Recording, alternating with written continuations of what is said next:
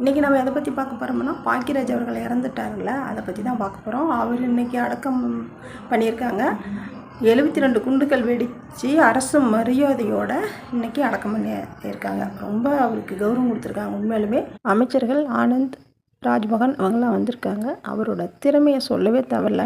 ரொம்ப ப்ரில்லியண்ட் இல்லையா? திரை, கதை, வசனம், டைரக்ஷன், ஆக்ஷன், மியூசிக்லாம் கூட அவர் கொடுத்துருக்காங்களாமா. அந்த நாட்கள் படமெல்லாம் சிலவே இல்லை. ஒரு வீட்டுக்குள்ளே ஏணி வச்சுக்கிட்டு மேலே கீழே, மேல் வீடு கீழ் வீடு, அப்புறம் இன்னொரு வீட்டில் அந்த கிளைமேக்ஸ், அவ்வளோதான்.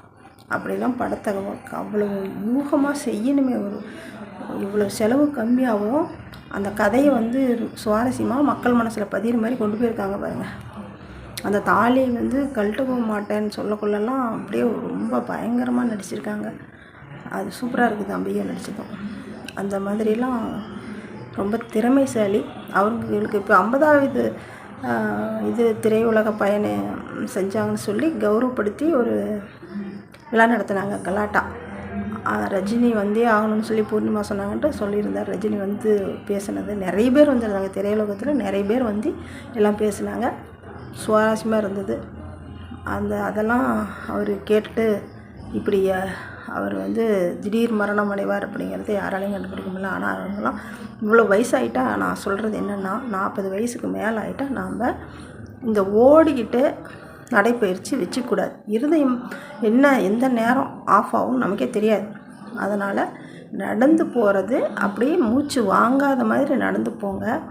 நாம் நல்லா தானே இருக்கிறோன்னு ஓடுறதோ, மணலில் மூச்சு வாங்க நடக்கிறதோ நாம் வச்சுக்கூடாது. நமக்கெல்லாம் பேசினாவே மூச்சு வாங்கும். அந்தளவுக்கு இனிமேல் நம்ம உடம்பை நாம் தான் பத்திரம் பண்ணிக்கணும். அவரெலாம் இன்னும் கொஞ்சம் நாள் இருந்திருக்கலாம்.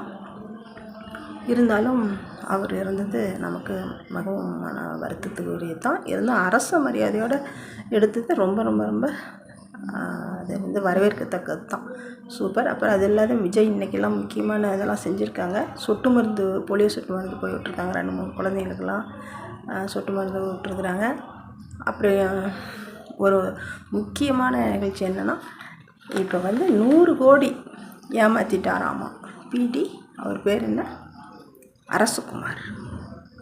அரசகுமார் பிடி அரசகுமார் அப்படிங்கிறவங்க 100 கோடி மோசடி பண்ணியிருக்காங்க. தனியார் பள்ளி நிறுவனத்துக்கு நான் அனுமதி வாங்கி கொடுக்குறேன் அப்படின்னு சொல்லி ஒவ்வொருத்தர்கிட்டையும் 15 லட்சம் 20 லட்சம் மட்டும் வாங்கி எங்கேயுமே அனுமதி வாங்கி கொடுக்காம 100 கோடி மோசடி பண்ணிட்டாங்கன்ட்டு ஒருத்தர் கம்ப்ளைண்ட் பண்ணியிருக்காங்க. அந்த விசாரணையில் அவங்கள கைது பண்ணியிருக்காங்களாமா. இப்படி ஒவ்வொருத்தரையும் களைஞ்சி எடுத்து போடுங்க. உங்கள் ஆட்சிலையும் யாரும் வாங்காதீங்க, வாங்கினவங்களையும் விடாதீங்க. அந்த பணத்தையெல்லாம் வாங்கி கவர்மெண்ட்டுக்கு கொடுத்து மறுபடியும் மக்களுக்கே சேர மாதிரி பாருங்கள். மக்களோட வரி பணம் எல்லா பொருளும் விலையேறி போச்சு. எதையுமே வாங்க முடியல. 1 லிட்டர் எண்ணெய் வாங்கினா எத்தனை நாளைக்கு வருது? பெரிய குடும்பத்துக்கெலாம் எங்கே போய் பத்தோம்? மிடில் கிளாஸாக வாழவே முடியாது, லோ கிளாஸ் அதை விட வாழ முடியாது. அந்தளவு போயிட்டுருக்கு.